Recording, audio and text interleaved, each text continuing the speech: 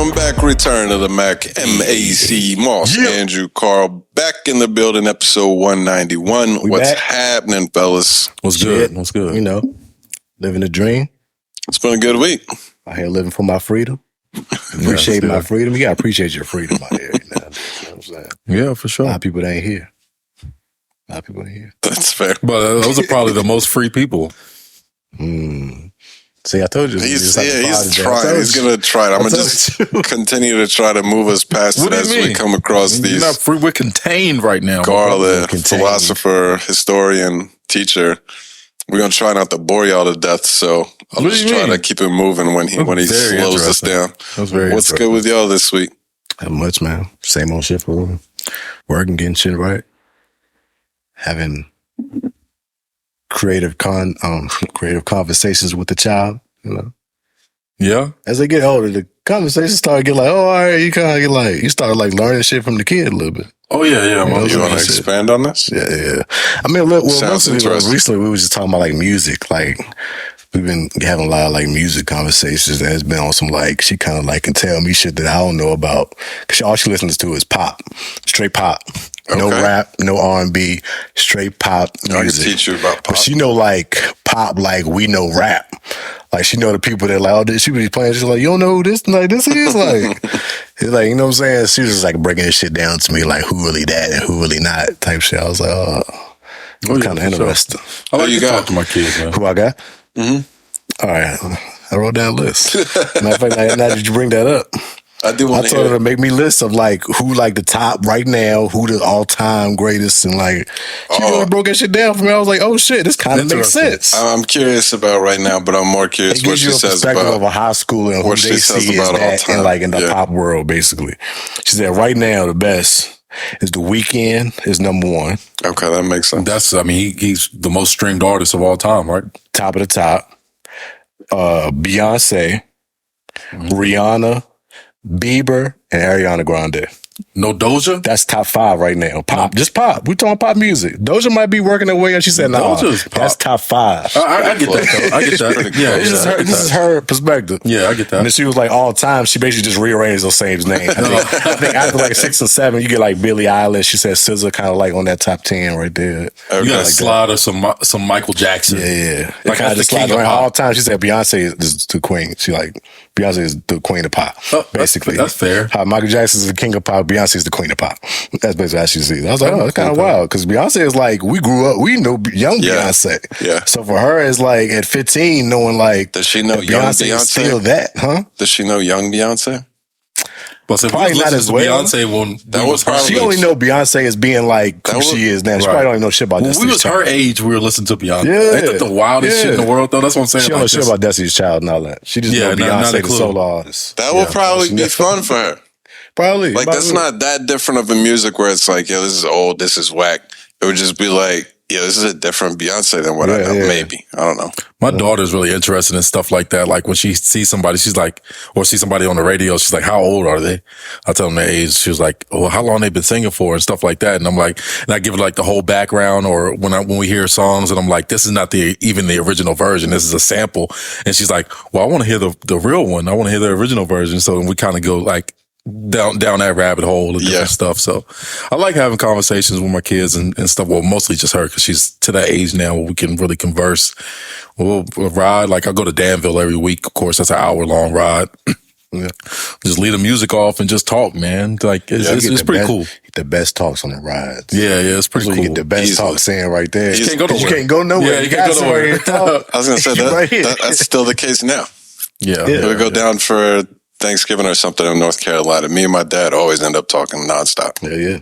It feels good, man, and to talk to your kids like that and have them open up to you, and then like to blow their mind with certain things, like certain perspectives of like just like thinking about something different. Yeah, just to. Because, I mean, it's a lot of things that I learned as an adult that blew my mind. And I'm like, I'm going to put this, like, gem into her head at 8 years old and see what it does to her. You know what I'm saying? Like, see what kind of spider web that creates inside of her mind. Like, and it's cool. Like, she's going to be 10 times smarter than I ever was. So I think it's just cool to do stuff like that. I would hope so. Yeah, I mean, she got a good shot at it. Christ. She got a good shot at it. Now, I remember doing that. I remember that when I was a kid. Like, I wasn't listening. Well, when I was younger, like around my parents, we weren't listening to rap, but there's like so much music that's just a cover of old songs. And they're like, that's not even the original group. And I'm like, what are you talking about? And I listened to the old one and that exact same story. You just told. It was cool. It's cool. Music's a good way to be able to connect to different generations, even if you don't exactly love the current generation. You can still kind of put them onto some old stuff. That's dope, though. Yeah. It was nice getting her perspective on shit. Because she, like, really strictly pop. Like, she didn't like SZA until she made her last album. I don't know if y'all listened to SZA's recent album. It's been more, like, in the pop side, more so than the R&B. Because the first album's, well, I know SZA, like, they consider that one a classic, that first album from SZA. So that shit was like, I listened to R&B, but she was like, once that second album, she was like, oh, yeah. SZA up there. She liked that. I've noticed that sound. Yeah. I've noticed. I don't listen to her a ton, but like I've noticed the different way that she's talked about. Like she's clearly has gotten to be on another level. Big time now at this point. Yeah. That's what's up. Yeah. Oh yeah. Anything for you? I mean, of course, I went back to work today. First day back in a little over a month. So welcome back. You know, just working my way back to that life. It's cool or whatever, but you know, during my time off, we did some cool stuff. Me and Lily started tennis. That's been really good. She's like Serena, really, really into it. Like that's cool. She loves it. And I mean, I like it too. I like getting back out there and stuff and hitting the ball, and teaching her and stuff like that. You was old Arthur Ashe ass. Forgot you was old Arthur Ashe ass Negro. Yeah, bro. Well, I mean, I learned tennis from a black man, and I think he used to play with Arthur Ashe back in the day. That's why I learned it from him. A black dude with one hand, dog. But he was probably about 65 years old when he was teaching me. But the dude it was like dude in what's that Adam Sandler movie? Oh yeah, similar to that. Like Billy Madison. Some real shit like that. Yeah, it's all in. Happy Gilmore. Man, with his one hand, Happy Gilmore. No, it's really on some shit like that is how I learned how to play. Really, it's all in the wrist. He's a similar figure to that, yo. Like he used to tell me, it's all in. I mean, this gonna sound like a super pause moment, but it makes sense for tennis. It's all in the stroke, Mr. Word. That's what he used to tell me. It's all in the stroke, Mr. Word. Your technique and stuff like that. And that's kind of what I'm teaching her now. Just like simple technique stuff is all we've been doing. Shut up, man. It was right there, right? Oh, Sandusky. Just the simple techniques and stuff like that. But she loves it, dude. Like, it's hard for like to get her to lead a court and stuff. Like, even if she's not really good, of course, right now, she can return a couple balls here and there. But I mean, she's in love with it. She got a mom to buy her some tennis outfits and stuff like that. Oh, that's legit. Yeah, so she really likes it. She wants to go out like every day and play tennis, and I like that. You know, so hell yeah, it makes it easier to coach. But yeah, I got everything we need. Got ball hopper and shit, hella tennis balls. And we out there hitting. So hopefully, you know, this time next year, I have a real player on my hands. That's legit. That's legit. And it starts. That's good shit, though. Yeah. That's Apollo Creed and Happy Gilmore.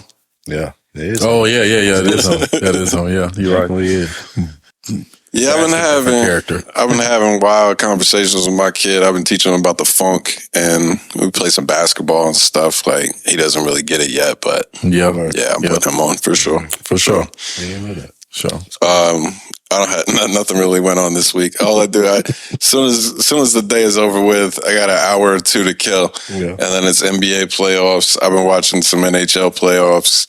The draft was going crazy all weekend. There's been so much sports going on. So obviously we're going to talk about the draft and NBA playoffs and stuff. We may as well go on ahead and get into it. We want to start with basketball? Follow me? I want to start with basketball. Let's do it. Hold on. I seen the headline. Hold on. What happened? Joel Embiid ruled out game 1. Yeah, he's ruled out for game 2 as well, whether they say it or not. Yeah. But yeah, start that off. Monday night after we recorded, it was 2-1 Miami. And we were talking about the game on the pod, or about the series on the pod. I remember. I was thinking about that the other day. It's like, Giannis is back. I don't see any problems here. It's a wrap. The Bucks about to clean that up. Well, game 4, Jimmy Butler goes Michael Jordan all of a sudden. 56, was it? Yeah. 56-point game. They were down like 10 or 12 or something with 4 minutes left.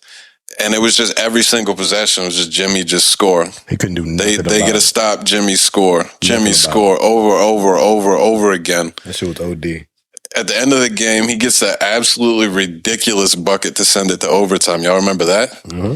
The inbounds pass with a second left. Dude is falling down. He's basically parallel with the basket and gets it up anyway. Screaming on Jrue Holiday, too. Oh, he was giving Holiday the business. The whole game, bro. He was letting him know every bucket. On your head type shit. Like, so he was pointing to the Jumbotron, pointing to his stats. I like Jrue Holiday, but I think he's like one of those overrated players. And I don't know if people overrate him like that. They consider him an underrated player. I don't know. I think people think of his defense and stuff too highly. I was going to say, I don't think he's that highly rated, but he is considered to be one of the best guard defenders.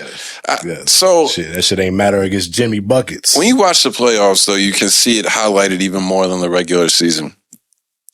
The shutdown defenders in the NBA, maybe it hasn't always been this way. Shutdown defenders means I'm going to make you work for it. That's it. The top stars in the game, nobody can stop. Yeah, Ja gets in the zone, nobody's stopping him. He had that 22 straight points for the Grizzlies in one of their games in this series. You see what Jimmy Butler's doing. Like, there's things you can do to put your best defender on them, but like, there's no such thing as a lockdown defender in the NBA. Yeah, well, not right now. When a player gets going like that, it's just hard to you can't do nothing about it. The best are too good at this point. You got to hit him with that tank kidney punch. You know? That's your best bet. Draymond stomp. That's how you got to do it. Take him out. That is your best bet. Take him out the game. He balling. It gets to the point where ain't nothing you can do, but it's still expected. Like, if you consider that for plays to be made, like the way Kawhi was fucking guarding KD in the first series, like he was on his ass. He was making shit hard for him, made him turn the ball over a lot. Jrue can do nothing with Jimmy. No, nobody's been able to Jimmy, so far. Yo. He won't phasing them at all. No, Jimmy Buckets, man. I mean, this guy really done. Just look at the course of his career, man. This dude's really on almost some legendary shit. Some of the stories that you tell about Jimmy Butler and shit. Like, the Timberwolves story is one of the greatest stories in NBA history, dog. Do y'all see that clip of Jeff T talking about it? Yeah. That shit was hilarious. I mean, that's one of the best stories in NBA history, though. It really is. Like, as far as practice, anyway, you know. Yeah. I wish we could have got that shit on camera. That would have been awesome. Yeah. But he was a baller. I think it might have been the week that you were gone, but me and Moss were talking about him. Like, I don't know what to think about Jimmy. Yeah, because he's not he's not a top 5 player. I'll stand on that. He's not a top 5 in the NBA. But when you get him in the playoffs, what he did in game 4 and 5 against the Bucks, because he went for 42 in the closeout game, and they did the exact same thing. It was like an 8 or 10 point game with 4 minutes left. Points in 2 games. It's crazy. You just couldn't stop him. Like, I've never seen. I don't know if I've ever seen anything more impressive than that 2-game stretch he had. And then it's like Jimmy Butler's not like a natural scorer either. No. Like, you don't look at him and be like, his shot's not the smoothest. Like, he's a bucket getter. I mean, he'll bucket getter, but playmaker. But he'll right. I would say, but he's not like a natural scorer. He ain't like Kobe or something. Like a guy who was just built to score in the NBA. I look at him this like motherfucker work for his buckets. I look at him like a late 90s, early 2000s scorer though. Because I think because you don't look at him as a scorer now because he don't shoot threes. I'm not even saying that. But he'll get buckets in every other type of way. He'll go to the free throw line. He don't shoot threes and he doesn't dunk on people. Yeah. So like he goes in and gets those hard buckets for layups. Yeah. It's like he really work. It's like the hardest working bucket, but them shit's going in. It really is. It's weird. Like you don't see anybody really play that style of basketball and be consistent with it. Well, right now, especially in these high pressure situations. Right now, his game looks like a vastly improved DeMar DeRozan. Yeah. He's one of the only other people I can think of that gets buckets in that style. Yeah. But what he did was just incredible to take the Bucks out. Bucks missed Giannis for those first 3 games, and it was clear that was a problem. But once he comes back and they still get the job done, it was pretty impressive. Didn't matter. There's been 2. They tried to put Giannis on him for a second. Didn't matter. All right, so that's what I was just about to mention, though, is there's been 2 coaching decisions in the playoffs that I thought were inexcusable. And not having Giannis go full-time on Jimmy was one of them. Yeah. He was clearly in such a zone, like, you got to put your best defender on him. Yeah. And they never made that move, at least not permanently. And I thought that was a huge mistake by the Bucks coach. Yeah, you got to make a switch up. But, I mean, yeah. Yeah, man, you still got Bam down there and shit. Like, you need somebody to be, you know what I'm saying? Like, fuck Bam. That's one of them things. Like, let anybody else get off. You got to stop the one guy that will not stop scoring. Bam won't do it. Yeah, Bam. I don't really respect him. I mean, what happened to the days where a guy was just like, man, fuck that, coach. I'll guard this dude. You know what I'm saying? Like, yo, I got him. What happened to those days? I got him. We good. Hey. We switching when we come back down the court. Like, I'm making that call while I'm on the floor. The coach can't stop that shit. I think that's a legitimate criticism for Giannis in that series. Not like a career criticism. I don't think he's been a guy that runs from the competition kind of thing. But I thought he should have made that call. I agree with you 100%. You got to. I'm guarding him. If somebody's cooking y'all like that, I got him. Yeah, that everybody on the team understand. I agree. That shit, once the ball, I got the ball. Don't worry about it. Well, Giannis don't think he failed though. Like, well, no, that was going to be my next question. The next comment. I mean, I do. I mean, I agree with him to a certain point. He had 38 and 20 in the closeout game. That's ridiculous. That's crazy. I mean, anybody even talk about that? Like, damn. Like, well, how much more could he have done? I mean, I get it. He's frustrated with the line of questioning. Like, was it a failure? It's like, man, I put in a whole lot of fucking work. I don't want to like label it as a failure this season. We made it to the playoffs. We tried our best. We did. We didn't make it. I mean, in all, it is a failure because your job, you want to win a championship. Yeah. But the way he worded it, I really don't have a problem with it. I really think it was a good answer. I thought it was the most beautiful answer I've ever heard. Straight up. Straight up. I mean, it's one of those. No, I mean, it's like well worded. He didn't want to get frustrated with him. Like he stopped himself when he started to make it personal. Well, it's like, that was cool too. I thought that was. That just shows you how good of a person he is. Responsible. But it's like a bigger, more philosophical way of looking at things. Like he's talking about from a career perspective. Yeah. Was this a failure? And it's like, no, because I learned from this. It will help us in the future. If you're just asking him, was this a successful season? I think if you word it that way, he would say, no, we didn't complete the mission we meant to accomplish. Yeah. But like, I always hate this. And we've talked about it 100 times on the pod. Those reporters want to ask dumb questions to people that just lost in the playoffs and the championship, whatever the case is. They want to ask that question. And I think there's a thing with fans and with reporters that I don't think it's like a conscious, let's put Giannis down or something. But there's like this subconscious thing of they do shit that we can't do. And it's like, we want to criticize you as being a failure for something that we have no idea what this is about. Yeah. And you're asking somebody when they just got upset in a massive fashion. I thought it was just a beautiful answer. And the people that got upset about him saying, this isn't a failure, Jordan would have said this. I thought it was funny. I see a lot of that. You asked Kobe that question, he wouldn't say that. And then that clip came up with Kobe saying literally the same thing. Oh, really? I didn't see that. It was like some interview he did a while ago that he was basically saying like, no, you don't look at it as a failure. You move on to the next day. You learn from it and you move on and try to correct it the next time, type shit like that. Which I understand. I mean, I kind of agree with the sentiment as a whole. It was good for him to say that, but like in perspective of the situation, I think it changes a little bit. Y'all was the number 1 seed and got put out 4-1 to the 8th seed. Yeah. That's a failure. Sure. Like, y'all was looking at to be in the Eastern Conference Finals this year. The expectation was put on y'all from the beginning of the season. Like, so if y'all getting put out the first round, you got to look at that as something like that. I mean, of course, you want to move on from it and be better the next year, but you should just feel like, you failed this year.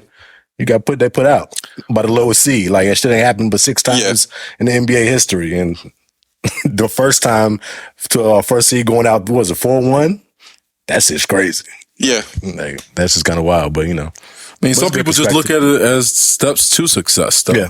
And that's how he looks at it. And I think if you're a high level or highly trained athlete, that's how you got to look at a lot of things. You got to put it behind you and go to work the next day type thing. Like, he's not going to, put a label of failure on himself. Of course not. You know what I'm saying? Like, that's why I feel like if you got to watch the words you use. You even just tweak the question a little bit and say, what do you feel like this season was a success? Right. He still may have had the same sentiment of an answer and be like, it wasn't exactly what we hoped for, but it's a building block, et cetera, et cetera. Yeah. But you're not trying to get the man to say, we failed or I'm a failure type shit. Like, he wasn't going to give him that. Yeah. So I thought it was dope. Actually, like he said, he was injured for 3 games out the series. Like that shit hurts your team a lot. You being their best player, so I'm sure he'll look back on this like, fuck, man. If I was on the court, maybe this shit would have been different. They wouldn't have got this momentum to beat us and all this. But that's how that shit played out. What can you do? A lot of injuries happening in this playoff. I agree. That's tough. I'm trying to get the computer back up. Well, what's the next series we're gonna talk about? After that, what was that, Tuesday night? We had already cleared out the Sixers series last week because they were done early. The Knicks, I think, finished up after we recorded, but that series wasn't much to talk about neither. No. The Knicks joint. That was the one. Go to the Grizzlies one? Same night. Lakers went up 3-1 that night, last Monday. Yeah, so that was the turning point. Yeah. That was the turning point of the series. The Grizzlies had that. I don't want to say like they blew a massive lead, but they had that in the bag in that they were up within the last 30 seconds. And it ended up going to overtime. Mm-hmm. And once it went to overtime, they lost steam, lost that game. You go down 3-1. And honestly, I thought they were dead at that point. They end up coming back and winning. Is it 2 in a row? Yeah. Did that go 7? They closed them out. Yeah. No, that didn't go 7. That went 6. It was 5 games, right? The Lakers beat them 4-1. Nah, Grizzlies definitely came back and won game 5. I couldn't remember if they took it beyond that. 4-2. Okay, sorry. Yep. It was, that's right. So it was, if they had won game 6, then they're going back home. Went back home, So yeah, but they came back and fought and won the next game pretty handedly, which I was surprised by. But ultimately, they got blown out by what? 40, 30, 40 in game 6? At all. LeBron gave him 40. Make sure he gave him 40 like that. Like your boy Dillon Brooks. He didn't give him 40. They won by 40. Okay. I was going to say, I don't think I saw that. Points was pretty spread out, though, across the board. Before that, he gave him a 20-20 yeah. So it was like he doubled down on the 40 a little bit. There's 40 in there somewhere, I'll tell you that. A couple different ways. Sift your way through 40. Oh, no, this was the 40 you was asking for, right? In this type of way. That's a 40 he would never get. No, at any point. Has Dillon Brooks ever scored 40? It was just, oh, fuck no. I don't think so. No, I can't imagine. I don't think he got 35 a game or something like that. Probably not, right? But, so how you gonna say that? Like, I'll respect nobody till you give me 40. That means nobody respects you. This is my issue with him, bro. Like, that means nobody respects you. He was the worst shooting player in the playoffs. Literally, I didn't know that. All shooting categories, he was either last or next to last. I did not know that. He was horrible shooting in the playoffs. And I get it. Sometimes he'll hit a couple here, 2 or 3 for you when you got, but this playoffs, he was not. He was shooting a lot of them. The later games in the series, I guess after he made that comment. Yeah. It was clear. I never saw like LeBron never did he had the 2020 game. Don't get me wrong. I'm not saying like he didn't show out. But LeBron never like took over like I'm taking this personal. I'm about to put up 45 on you. He just kept playing his normal high level. But it was clear that Dillon was trying to find some way to respond. And you get the same Draymond treatment they give him in Sacramento. As soon as Brooks touches the ball, the whole crowd is booing like crazy. Yeah. It was super clear that it was in his head the last 3 games of the series. And the shooting just got worse and worse and worse. And like you said, he wasn't afraid to shoot like, him. You know how they be showing like players do their pregame and shit. Mm-hmm. And most of the time you see players do their pregame, they be hitting their shots like pretty consistently, no matter who it is. But they were showing his pregame before, I think it was game 5 or some shit like that, bro. He missed almost every shot I see him put up, bro. And the hecklers was back behind him screaming on him the whole time. Like, when you can't hit your wide open shots in your pregame, it ain't good. It's not gonna look good when you got defenders out there in front of you and running fast. It's like, like, dog. On some shit like this, Dillon Brooks gonna work his way out the NBA for some shit like this. He's not gonna be with Memphis next year. He's gonna be somewhere else. Yeah. But I mean, and it's like, but he's gonna be a forgotten guy. You know what I'm saying? This is your 15 minutes that you wanted right here, and it's really a bad look for you. You know, nobody's had a worse playoffs than him. And he did it to himself. But yeah, I mean, it's just a lot. Just the simple stuff of respecting the game. Like a reporter asked you about respecting LeBron James. Oh, that's what you're supposed to. Hell yeah, we respect LeBron James out here. Nah, like, you can still be competitive and talk shit without being disrespectful. He disrespected bro. He went way over the top, and that was the problem. He should be the villain. He should be the villain, and he should say, "I'm not." But not everybody built for that role, though. Obviously, he not. Clearly. Mentally, not everybody built to be that dude. Don't poke the bear if you ain't ready for that spotlight right there. That was the bear and then hit his hand, threw a stone and hit his hand. Right. That's what I'm saying. Like, played the victim. Not everybody built for that kind of that kind of smoke or whatever. And then it's just like, even if you are though, like even a motherfucker like Draymond, like if a reporter would have asked him about LeBron James, like even back when they were battling, he would have told you LeBron James is the greatest player in the game. You get what I'm saying? Like, sometimes you just got to give it up to a dude. Like, that's just called respecting the game. That's just called respecting the game. I don't say you have to give it up when you're in battle and competition with somebody. Don't say no stupid shit. But you ain't got to be disrespectful if you ain't ready to handle that. Right. Don't say I agree with that. When you taking it disrespectful, you best be ready to play that shit out on the court. Right. I agree with that. You got to back it up. But don't say no stupid shit like, I don't respect nobody till they give me 40. He's old.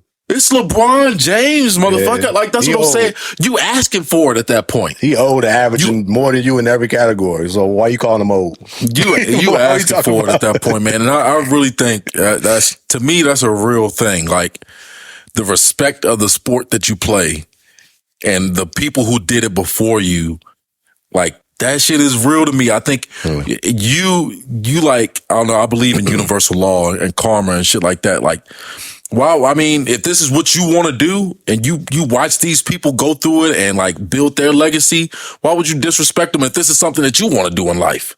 You get what I'm saying? Like, I don't get that. I'm with you on that if we're talking about past players. You want to ask me about Allen Iverson, show the utmost reverence and respect for somebody that paved the way, did all these great things and played before you.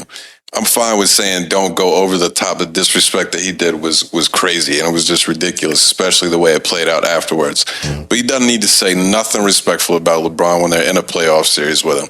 Next question that, or say like, I'm not talking about LeBron, I'm talking about the Grizzlies. Yeah. Do some shit where you don't have to be respectful of LeBron, but he did the extra most. He did the most, and then when he knew he did the most, and they were kind of like implying that you've done the most, he says, I poke bears.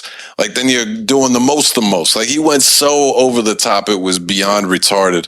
And then to put up the showing afterwards that he did, and then the refusal to talk to the media 3 games in a row, it was a terrible, terrible look. He handled everything the wrong way that you possibly could. Have you ever seen any great players do that to another great player, though? Like, have you ever seen like a great player talk about another great player without like the utmost respect? I don't have the recollection off the top of my head. Especially like in the playoffs. I've never witnessed anything like that. We've sat here he's before. Not a great player, of course. I know for a fact we've sat here before and made comments about how the league is all buddy and shit. Oh, for sure. We enjoy the rivalry stuff. He the king. Yeah. No pun intended. So I'm not going to sit here and criticize somebody for not being buddy and being super respectful of LeBron because he's LeBron. Draymond is a good example because he is the actual ultimate villain that does relish in the role and does do it well. But he's not a great example for LeBron specifically because he dick sucks LeBron every chance. Yeah, I'm about to say they're like good friends. If you ask him about a different star, he might say something different. Yeah. I don't know. I didn't see him give respect to all guys who were balling in the league. You know what I'm saying? If you recognize what guys do out here, and like I said, this is your job too. You know how hard it is to be LeBron, motherfucker. You out here every night playing basketball too. This dude been doing it for 20 years. It's crazy. I seen a clip with Dame. I think he was on JJ Redick's podcast. So he was talking about this shit about how he ain't liking how the league is turning. Yeah. It's like all these young guys getting drafted and teams are like giving them the keys right out the gate. He was like, when I came in the league, I had OGs and vets on the squad. He's like, you got to earn this shit. Like, you ain't about to just get the keys just because you was drafted top 10 or whatever you was drafted on this thing. Like, players like the Rockets. You see how young they is. He's like, yo, they just gave him the keys to the team and they the worst team in the league. Like, they got super talent, but they don't win games because they just a young team that just do what they want, just get buckets. And he was like, I don't like how that shit going because it's like, yo, people don't come in with respect. And that's why you get a team like Memphis who actually has had success as a young team. And then he popping shit to OG LeBron. Like, it's like, I understand being competitive and getting your shit off, but it's like, you gotta stand on that. Like, LeBron's still here. Like, he's trying to get that chip just like you trying to get it. Yeah. And he done got plenty of them. So you better chill out a little bit and lock in on what you're trying to do. You get like more of the heel, like real heel vibes when you're like nasty on the court. I'm not saying like take cheap shots and stuff and get ejected, but like the guy that you don't want to take it to the lane because he's going to put a body on you. Right. And that wasn't anything that Dillon reflected in the series at all. Like I'm not saying he played soft, but like there wasn't any part during that series where he was like extra physical within the game, within the realms of the game. Overall, just a very embarrassing series for Mr. Dillon Brooks. Embarrassing.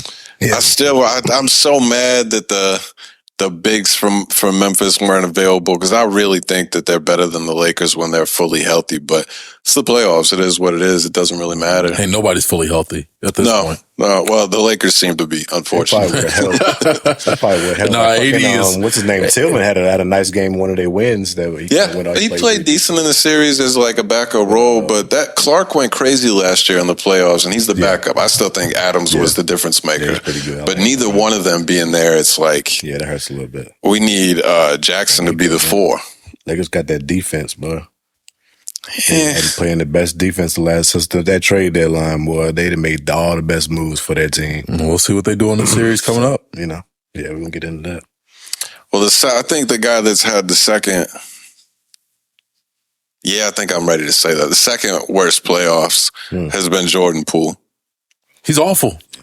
I've been saying this for a while, though, about Jordan Poole. I said it when they signed him, though. I'm like, I'm not sure if I would have did that. You did say that. I mean, that was your stance. Because his talent is next level. His skill level is next level. But he seems to be like one of the dumbest people I've ever met. And I haven't met him, but the dumbest people I've ever seen. And just is constantly out of control. He's no control to his game. Christ. Sometimes he can make it look good, right? Like, it looks super like smooth. You knew what you were going to do. Crazy. His handles be crazy. But he's too loose with the ball, man. It's a turnover waiting to happen, and it's just he don't really defend. I don't know what he gives you on the floor at this point. Well, so he got the big contract after Steph was injured. Because when he's able to be like, he would be a Houston Rocket. When he's able to go out there with the keys to the car and give you 45, he can do that. He can go, yeah. He could give you buckets at any point in time. But you watch the Warriors play, and they're notorious for having just tremendous ball movement, running crazy plays, cuts all over the place. Poole needs to just have the ball and go take over. That's his game. Yeah, but I wonder why he doesn't play more like Curry, just running off screens and shit like that, and trying to get shots up that way. Because, Curry get his shit off, too. Easily. He got the moments when he sauce you up, and you can do that from time to time, but it can't be every time you come down the floor, you want to do some wild shit and then lose the ball. He's young and he got the sauce. He trying to sauce everybody get in front of him when he got the ball, bro. Like, it's just the mentality. He got to grow into it. He'll grow into it. I hope so. Because they dropped the bag on him. I think he's going to grow into it elsewhere. Being around. I don't think he's going to be a Warrior. Yeah, I don't think I don't know. I think he's a trade piece, man. I think you trade him. Under that veteran team, like, they gonna make sure he's straight. Like. Yeah, but that's the other thing, though. So he lock in a little bit better. Obviously, he had the situation with Draymond before the year started. Yeah. Did you see any of this stuff from? I think it was from last game when ignored Draymond. Yeah, he kind of like pushed Draymond off, and then Curry came over and like scolded him for it, and it's like. Yo, we're in the middle of a huge playoff series, and you're still doing like dumb, selfish, ignorant shit. Yeah, I just don't think he has the maturity, the mentality to. That's what it is. To do what he needs looks like to do. His dad in that moment. He really did, bro. Like he won't play him with him. He stood over top of him, basically. Yeah. And then dapped up Drake, because you know what the conversation was, because he dapped up Draymond right after, as if to say like, "I got your back, dog." Like on some mom and dad type shit. Like this little motherfucker think he about to bully us. You crazy? You know what I'm saying? Like. I got your back. Like, yo. That's funny. That's how I saw it. I'm like, oh, yeah. He really told him something in that moment. I don't know what he said, but he said something to him, and Poole ain't say shit back. So Nah, he quieted down at that point. But he's been terrible. He's been awful. He got put in the starting lineup for a few games after the Draymond suspension. They've gone away from that. He's averaging like 12 points a game or something. Continues to go under what he's projected on the lines for. But that series has been probably the most fun of the whole playoffs. Yeah. I know the last 2 games happened. Did game 5 happen after we recorded? Probably. Yeah, I think so. Yeah, it did. So it was 2-2, and Golden State wins game 5. Yep, they win the first. That was in Sacramento. First away game of the series. Yeah. So we had been commenting about their biggest hurdle was they haven't been able to win on the road. They finally get one in Sacktown in Game 5. Mm-hmm. And then you kind of figure in at that point, at least I was, that the series is over. They're going back home to Golden State. They're going to put them away. Mm-hmm. And Sacramento wasn't having it. Nope. What's his name? Fox plays through the injury and just continues the ball out like he never broke the finger. On the shooting hand. Yeah, he was awesome. Came back and still gave him 29 and 5. Well, no, that ain't him. My bad. Wrong. That was, 26 and 2 threes. I mean, that kid is nice. He was crazy. And 11 assists. He was balling. His stock has to be like the most improved from the playoffs, other than Jimmy. Yeah, but you could say, I mean, you might be able to say his stock is higher just because we know Jimmy to do this, but he's the young dude that kind of, I feel like he's elevating into the upper tier of point guards. I mean, he's underrated from that class that he was in. I think him and Tatum in the same draft class, right? That class is deep. That's all I'm saying. Lonzo, Tatum, all of them are in the same class. A lot of people in that class. Because remember, Lonzo and Fox went back and forth in March Madness. Well, really, Fox gave Lonzo buckets. Yeah, Fox was crazy. He dropped like 38 points or some shit like that in a college game. Yeah, it was crazy. All jumpers, like mid-range jumpers. It was the craziest shit. I don't remember this specifically. But yeah, I mean, I think he's probably underrated. He got drafted by the Kings, right? Mm-hmm. He's been with the same team for years now. So, I mean, that says something about the player you are in today's NBA. Right. You know, you're sticking with the team like that, and then you come out and do that in the playoffs. Like I said, you draw any other matchup instead of Golden State, y'all probably win that series. Yeah. Yeah. Yeah, I would imagine. It was one I was definitely. It was just unfortunate for those higher seeds to get LeBron James and Steph Curry. That's just really unfortunate. Going into the playoffs, you're like, I had picked the Kings to win just off of how Warriors played on the road. I thought the Kings were gonna get them up out of there, but when the lower seeds are these vets like Curry and LeBron, you don't want that problem. Kawhi and the Clippers, and he got hurt or whatever, but it's like that's some hard outs in the first round to go at. You dealing with seasoned fucking vets that got chips under their belt that you got to battle to even make it to the second round. Like, that shit gonna be tough. Y'all going 7 games for this. And they did. Fucking Curry got him the hell up out of there with a big 50 in the closeout game. 50 piece. That shit crazy. He was unstable in that game. Crazy. Late in the game. It's like 50. You got it through all 4 quarters type shit, though. Yeah. You know what I'm saying? Yeah. It wasn't like he just exploded. I mean, he had a good 4th quarter, of course, but he just gave you buckets all 4 quarters. That's really what it was like. They were showing like the highlights later in the game. When he had gotten a couple layups, dribbling through all 5 defenders. Yeah. Like splitting double teams, getting hacked on both sides, and just nobody could take the ball from him. He went in full takeover mode. That was fun to watch. Yeah. Super fun to watch. So speaking of the devil, this guy. Have y'all noticed yet? What? I mentioned to y'all back when the Women's March Madness was going on, they don't have an NBA commercial with an NBA player in it without a WNBA player in there. For sure, no doubt. Oh, it's been like that. Out of here. They've been supporting the WNBA like that. It's getting worse. I mean, of course. It's getting worse and worse. I mean, they ain't gonna go no further back. It's gonna keep going forward. None of us are gonna watch this shitty basketball. I just want to reiterate that. But I don't know. Hey, it's getting better. Moss might cross over. Range now. That's pretty entertaining for me. Yeah, short nose shorts up. might have a chance. Much better shot. Much better shot. Get some halter tops out there. Fucking all having the cheerleader outfits out there playing. We want views. I'm just saying. I'm not just Mountain, get it. Mountain Dew commercials ain't gonna do it. I'll tell you where you can make up some viewership. I'm just saying. Look, that's wild. Anyway, that was for hip hop. Those were the exciting series in the first round. We've gotten some early second round games going already. Mm-hmm. Yeah, off the top, Nuggets dunking the Suns' ass early. Smashed them. Yeah, real quick. Smashed them, son. Yeah, that clip of Aiden is one of the worst I've seen from a big man. I don't think I saw it. What, the rebound one? Yeah. Oh, not going clip. I did see that actually. That's a bad clip right there. That's one of them ones. As soon as we come to the next team meeting, if I'm the coach, I got that shit ready. It's loaded. And then that's the first clip I'm playing.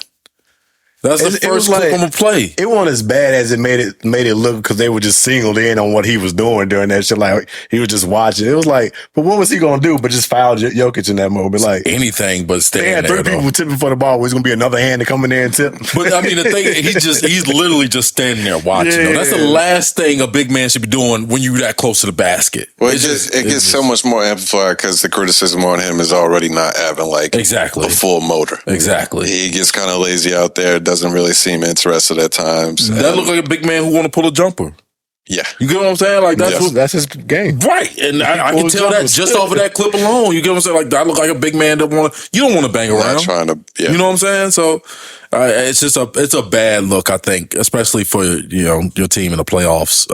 It says a lot. All the top tier centers really do abuse Aiden when they play him. Yeah. They abuse him every time. Yeah.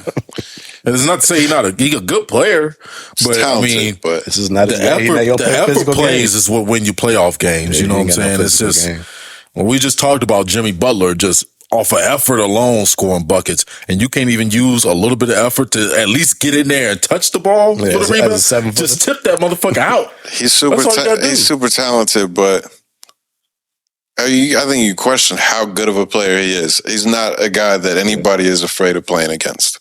Yeah. It's a lot of these big men like this. He should be dominant. So a lot of these big men like this. So fucking Carl Anthony Towns type. You know what I'm saying? Like Bam have games like that too. I don't respect Bam at all. Bam. Be honest with you, boy. He if I was a couple years ago, man. He was that guy, man. Yeah. I mean, the year they went to the finals, he balled. Yeah, he did. Years ago, he was that guy. Well, and he always gets talked about as being, this great defender and stuff. Mm-hmm.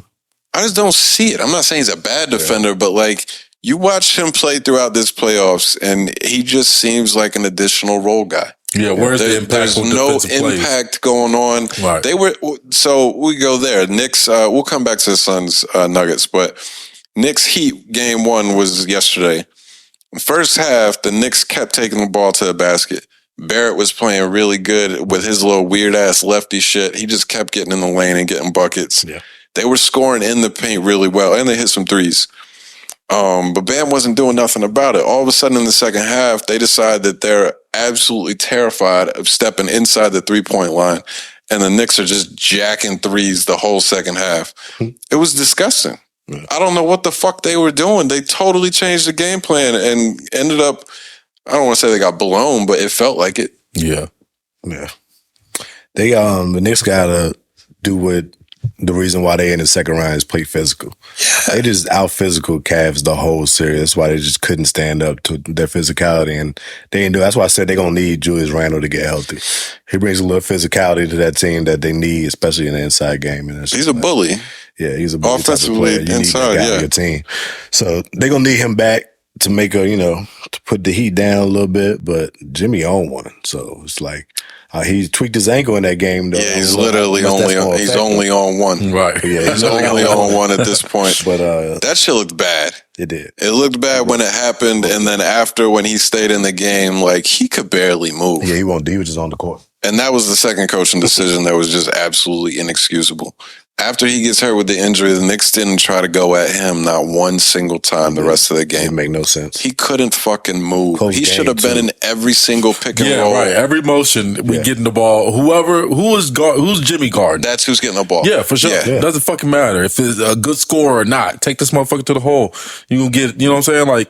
I didn't understand that either. Instead, I think they had Josh Hart on him. I don't know if Josh Hart was going to do too much. I don't care who it was. But if it was Mitch Robinson, you're taking the ball. We've got to make this guy move. Yeah. Instead, they're jacking threes. Fucking Obi Toppin had shot 11 threes. He did.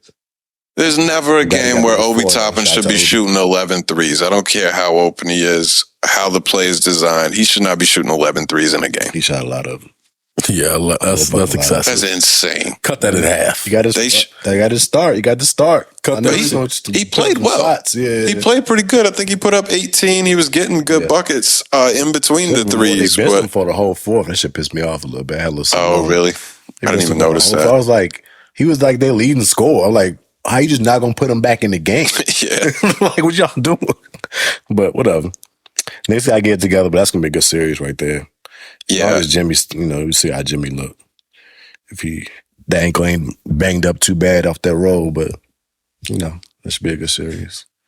Yeah, I want him to play because I want the series to be solid. I prefer the Knicks to move on, so I won't cry too many tears if he isn't back to being Jimmy. But it would be more fun to see that go 7.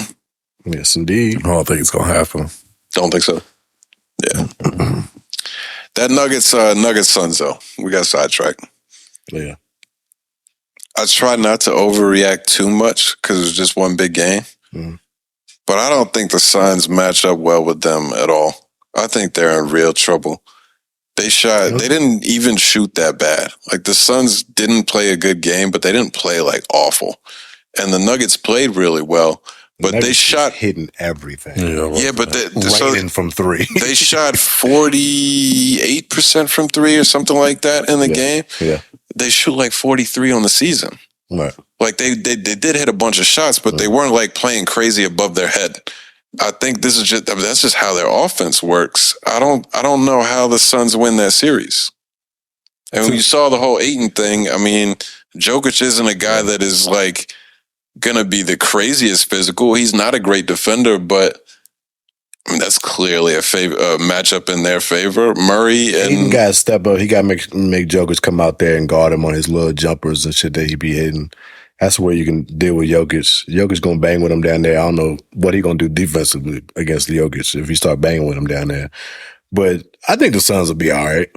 Like I said, the Nuggets ain't gonna be hitting all them threes like that. Like their starters put up almost like fucking hit 15 threes just on the starters alone. Yeah, like, yeah. I mean, you got to start sitting like that. Jamal Murray couldn't miss a shot in the fourth quarter. It seemed like on the third and fourth quarter.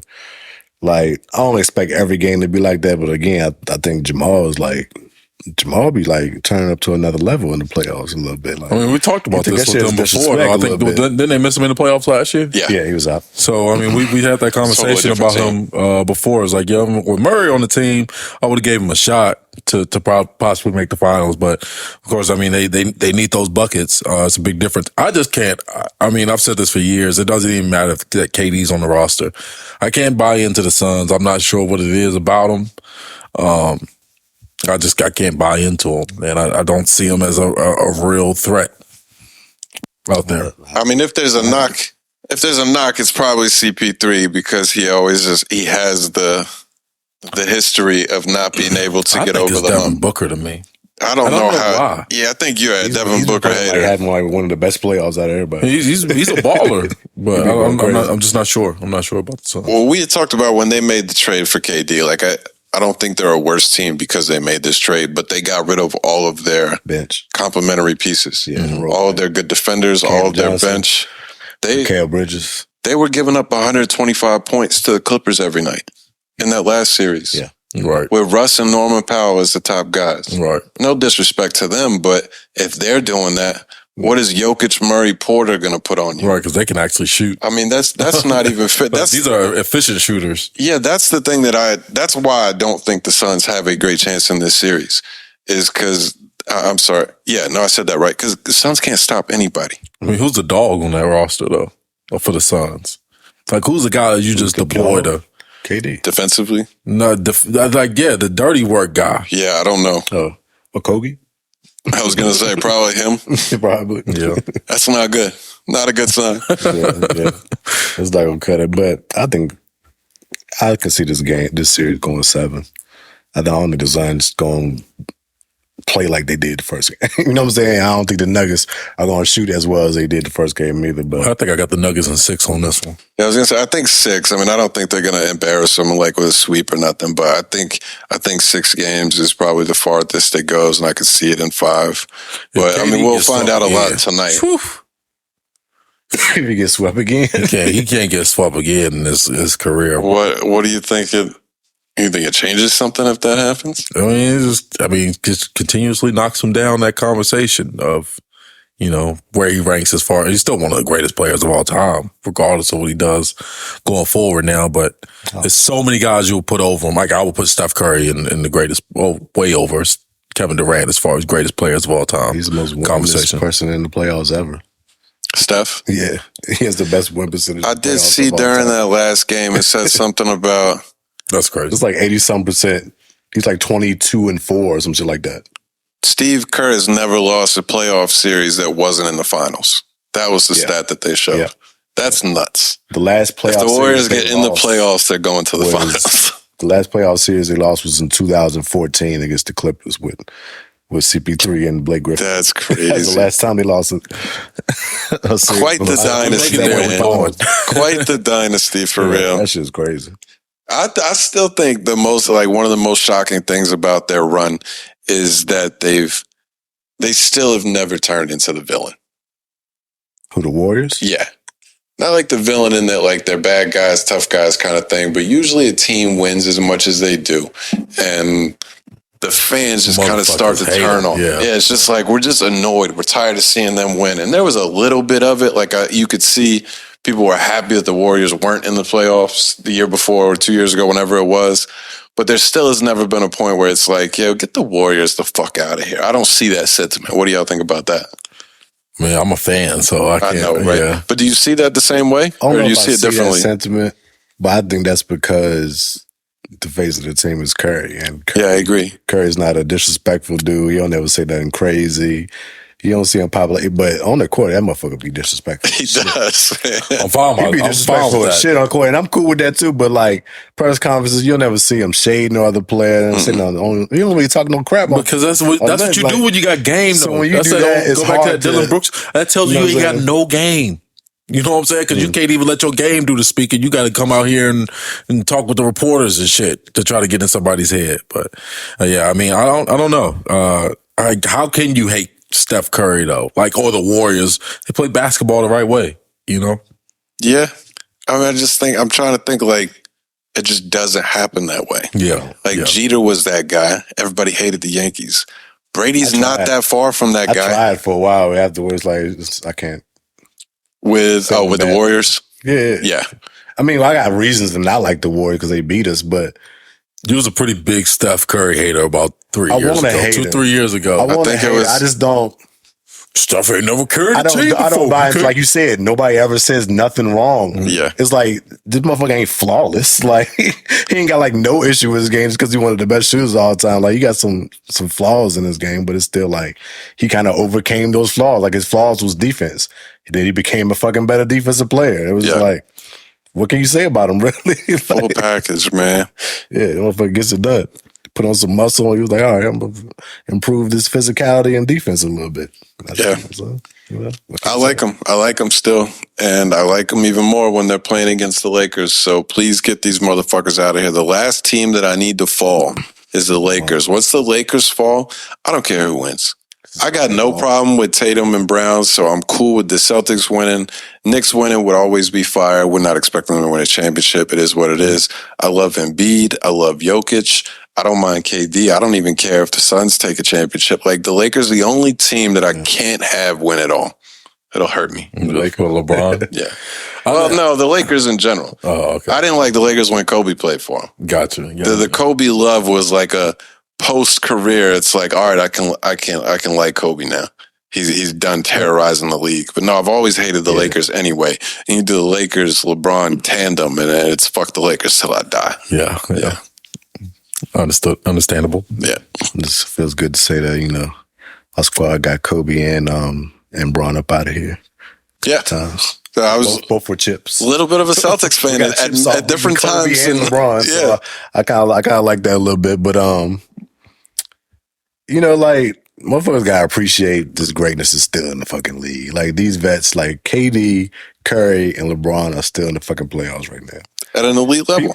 People are still trying to, like, players. I understand these young squads, Memphis, Kings, Nuggets and shit right now. It's like, yeah, I get it, but, you know, everybody wants ready for somebody to move into them spots, but they still there. CP3. Like, y'all still got to deal with them. Like, people that's been there for fucking over 15 years almost, 15-year careers and shit. Born 20 Since you was a baby, dog. Yeah. You know what I'm saying? Some of these players out here was babies. That's crazy. Like, it's crazy. Yeah, it's like that. Gotta appreciate it. When they gone, I'm like, damn, some horrible ass basketball going out this shit. Nah, there's always a new crop. That is true. It'll never end. I'm ready. I'm down for this era at the end soon. I'm down to get rid of these guys. I don't want to lose stuff, but I'm okay with the older crew moving on. Yeah, I mean, he's going to soon. Can't stay there forever. But as we've seen, those guys came in after we saw T-Mac, Iverson, Kobe, McGrady, like some of the greats that we were like, yo, these dudes are the top of the top. And there's always somebody new. Mm-hmm. Anything else basketball related? I don't think so. Let me see if I had something. I think I saved a couple things. Make sure I ain't missing nothing. Yeah, nothing for me. I'm really sad about Embiid's injury because this series was supposed to be fun, and I just don't see it being fun at all. I think the Celtics are just going to get him out of here. The guys just can't stay healthy. Yeah, that was... Can't stay healthy. What can you do? Brutal. I don't know. God damn. That's crazy, yo, when you think about this playoffs. 8th seed beat the 1 seed, 7th seed beat the 2nd seed, 6th seed beat the 3rd seed, and the 5th seed beat the 4th seed. All the underdog teams won. Yeah. This shit is crazy. Kind of gross, but football? Yeah. Get to it. So the day of the draft, a couple hours before the draft starts, Lamar signed a contract back with the Ravens. Was it right before the draft or was it the day before? It was literally right before the draft. It was the day of. It was a couple hours before, I believe. The day of, yeah. As I told y'all, there was no chance he was ever leaving Baltimore. They finally get the deal done. I am a firm believer that Jalen Hurts signing was like the catalyst to get this done. I was gonna say the same thing. They was waiting for somebody else to get they needed they needed to get a reset market that wasn't Deshaun Watson. You know why that is? Why I know that's got to be exactly what it is, because they only gave him a million or so more guaranteed. It was like six extra more. It was like a couple million more to give him, make him the highest. Oh, I think both sides wanted that to happen. I think Lamar knew he wasn't getting 250. And the Ravens knew they weren't giving him 250. Right. But it's like, what is good in between there? The report were whatever that they had offered like 120 or something before then. And reports of he was wanting 200.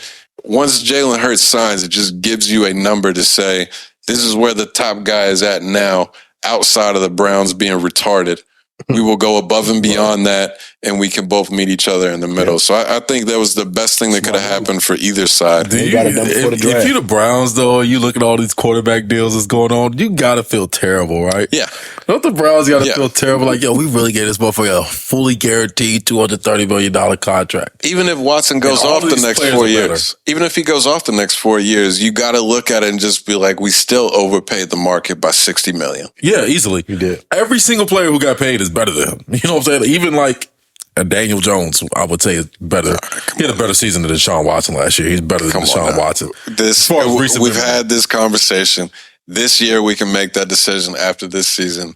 I'm ready to throw it in. You've been ready to say it 2 years ago when he wasn't in the league. Yeah, your opinion is... I was never a fan of Deshaun Watson. Just not very fair to begin. Never been a fan, but yeah, I mean they got to look back on this again. It's just a terrible, terrible decision that they made. But yeah, I mean it was hard to imagine that he was going to play somewhere else. It was also hard to imagine that no other team will be in the market for him either, though.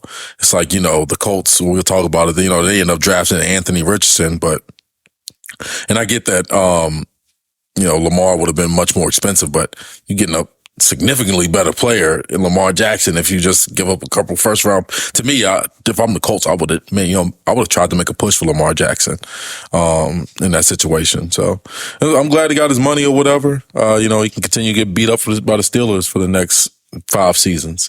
So figured that would be your take. Yeah, Lamar Jackson's 1-4 against the Steelers. Yeah, I know that the numbers are bad too. Yeah, he's terrible against us. I figured you'd be cool. Yeah, I'm fine with it. And they getting them some weapons. They, of course, they got Odell. They drafted a wide receiver in the first round again. So who was it? Zay Flowers from Boston College. That's right. It's supposed to be like a AB light is what they call him. But Odell and Aguilar, I think they got. Yeah, they did. He got receivers. Oh, they picked up Aguilar. Nelson Aguilar too. Okay, I mean he's a decent, he's a decent receiver. And the guy they got from they got Rashad Bateman too. Yeah, he's a former first round draft pick. So they got weapons there. They got to stay healthy, of course. They got some injury prone weapons. Rashad Bateman missed a lot of games. We know Odell Beckham is probably gonna miss a few games this year. He's not and gonna play the one that they just re-signed, Lamar. Oh yeah, injury prone weapon. Yeah, I mean, at this point you can say that. I'm fine with that. Whatever. Yeah, that'd be all right. They did what they had to do. Got them. They didn't have a choice. Happy. Draft though. Draft day. So I'm gonna kick it to our NFL draft analyst, Mr. Word. Yes. Carl Word. Take it over. Lynchburg, Virginia. ESPN. Give us the updates. What'd you think of the draft? Well, me and you watched the draft together. Carl was so fucking hype, man. It was fun. It was fun to watch first round of the draft with Carl. We had a closeout game that night. I know. I was like, damn, I thought Moss would come through. And I was like, the fucking Celtics playing. I know why. The only game that night, too. I'm like, I gotta watch this. I can't come. I mean, it was an exciting draft. I was flipping back and forth, though. I was checking to see who was getting picked. Yeah. It was exciting, I thought, man. Just starting off, Carolina Panthers, you guys doing what we all thought was going to happen, I guess, at the end of the day. Thank God. Taking Bryce Young, was it a relief for you? Yeah, so I guess this happened after we recorded too. So I think it was Tuesday of last week. The Levis shit. Some fucking retard posts on Reddit. That's wild. That Will Levis has told people the Panthers are going to draft him number 1. And the best way I can explain it, I stole this from other places I saw it at. It was like the GameStop thing, where it just caught enough momentum that nobody wants to be the guy that didn't get in on the steal. Yeah. So the sports books are reporting that he's gone from 500 to 1 to be the number 1 overall pick down to I think it got down to 8 to 1 odds. No, it was way lower than that because it was, if you know gambling odds, it was plus 50,000 to begin with, and he got down to plus 200 to be the first round pick. Yeah. And I'm sitting there at work I don't actually believe this is going to be the case. I think this is just an overreaction to other people. Yeah. But if I go over to Carl's house Thursday night, we got all this food out, we're ready to rock the draft, and these motherfuckers take Will Levis. I told Carl I'm turning on the Panthers. I'm out. It's over. I'm done at that point. Yeah, and I don't even know that he's going to be a terrible quarterback, but it's just that's not the guy, number 1. So for a day and a half, I got pretty nervous. And then after that, everything got kind of back to normal. The reports got kind of squashed. They were like, this was anonymous BS. There's no merit to it, whatever. But until we actually got the draft pick on the board, there's a little pit in my stomach saying, oh my God, if he steps up here and says Will Levis's name, wow, I would have cried. But Bryce Young's the guy. I'm excited. Can't wait for the season. And beyond that, I'll just knock the Panthers out real quick. I told you I was hoping that they'd go get a receiver in the second round. Jonathan did that as well. Got Mingo. Steve Smith, they were showing clips of Steve Smith talking about him before the draft, so this wasn't just Panthers stuff, and he was raving about this dude. Big fan. Yeah, so I looked into him because the Steelers were looking at him. He's really a Steelers slot type of wide receiver. They like a big body dude kind of in the slot. He got an NFL body already. Dude's 225, 6'2". 6'2", 220, 4'4". And I think he just really didn't have, who was throwing the ball at Ole Miss? He didn't have a quarterback. I don't know. But the dude he got his highlight tape. It's impressive. And I don't think he can separate that well, but he runs a 4.4. So he's fast, he's physical.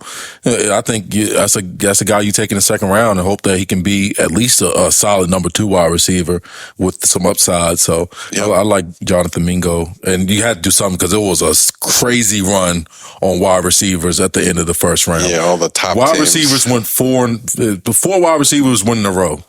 First it was, who was the first wide receiver off the board? Was it JSN? I think it was. I think it was JSN to the Seahawks.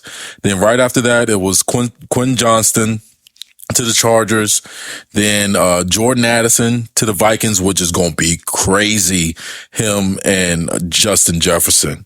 Jordan Addison. We talk about some corners getting put in the spin cycle. Motherfuckers gonna have corners turned around 360 all day. It's gonna be crazy for them. And then the last wide receiver taken was Zay Flowers. Zay Flowers, actually, I might have got the order wrong, but it was 4 in a row. Those 4. And the Jordan Bills. Addison was the last one taken. But, I mean, yeah, you had to do something at wide receiver at that point.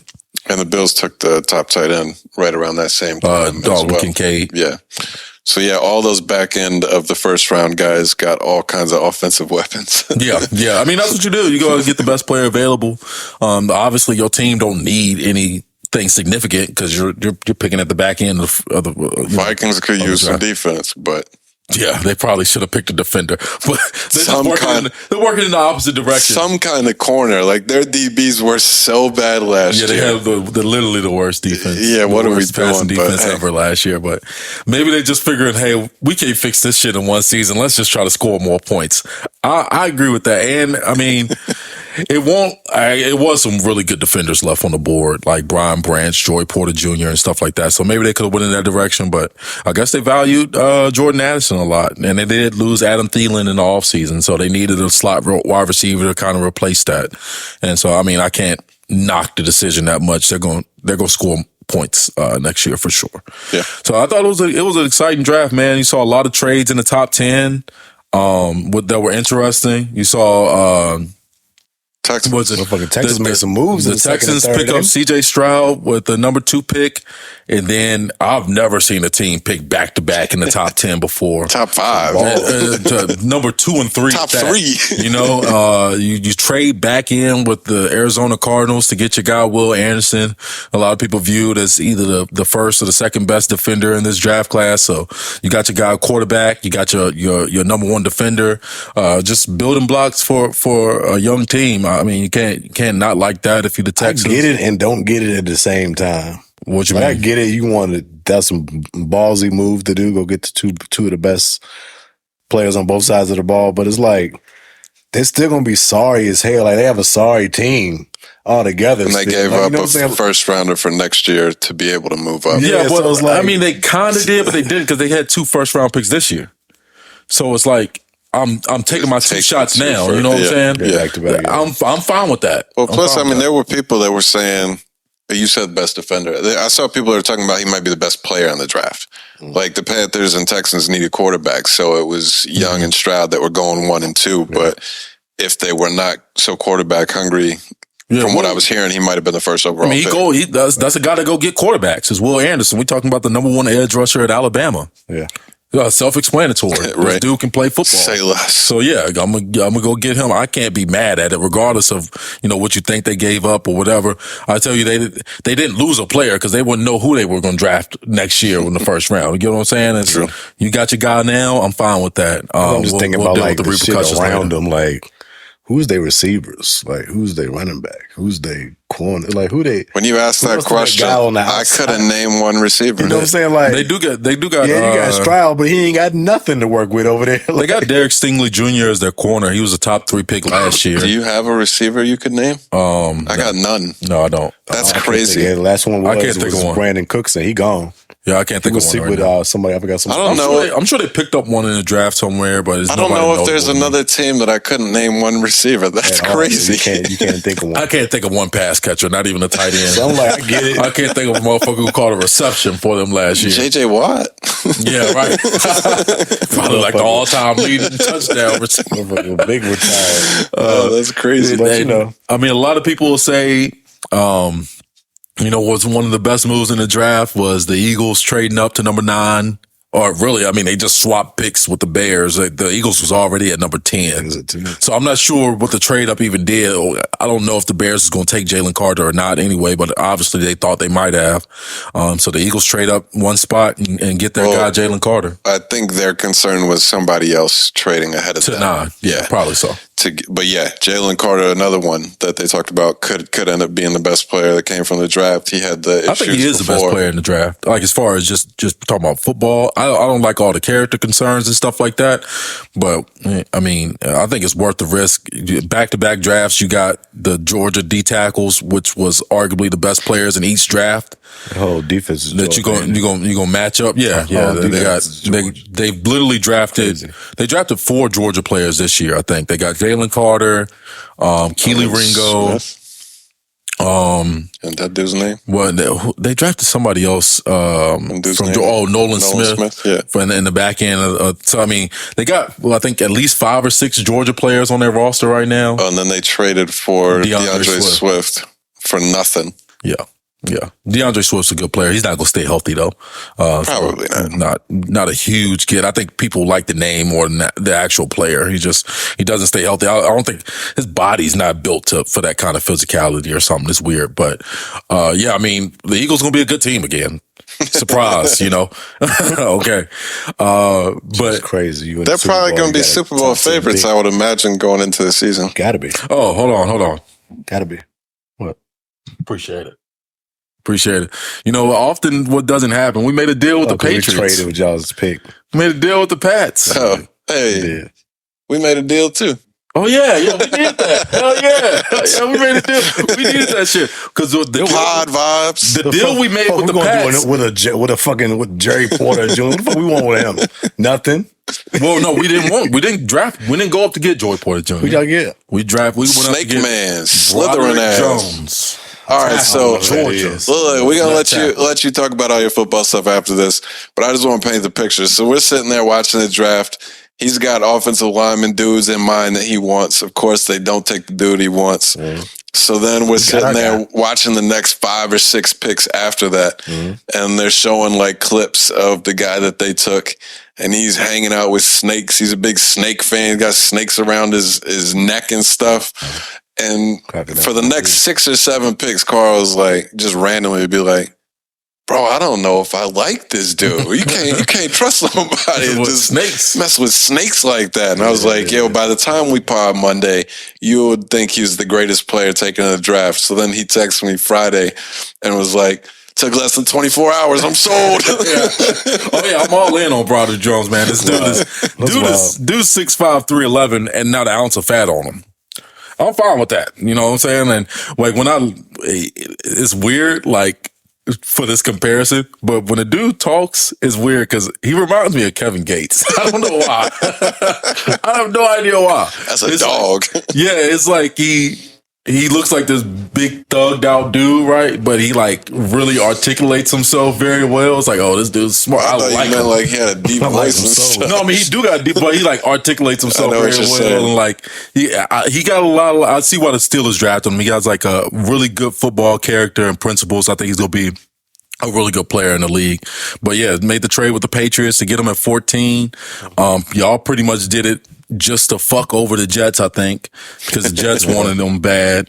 We literally traded up with y'all. The Jets was right behind, picking up 15. Got to do something to fuck them over. Wait, who did the Jets want? They wanted Broderick Jones. Oh, your guy. Okay. Yeah, I was lost in the sauce there. Because, I mean, it was kind of a run on tackles early there, at least the top tackles, and he was like one of the last ones left of like the elite ones. So, Steelers, hey, go and make that move and solidify this picket fence, man.